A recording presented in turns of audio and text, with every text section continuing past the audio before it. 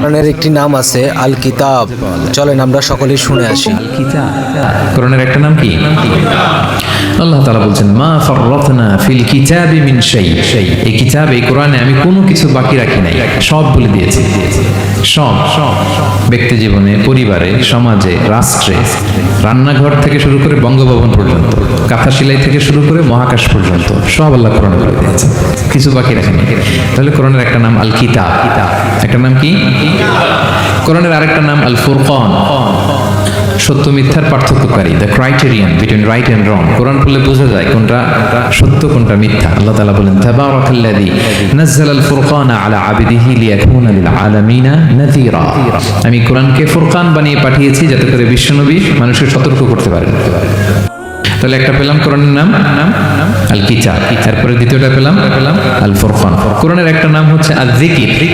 কাজ কামের ফাঁকে যেটুকু সময় পাই আমরা ইসলামিক ভিডিও দেখে জীবনটারে সুন্দর করি ভাই, আলোময় করি।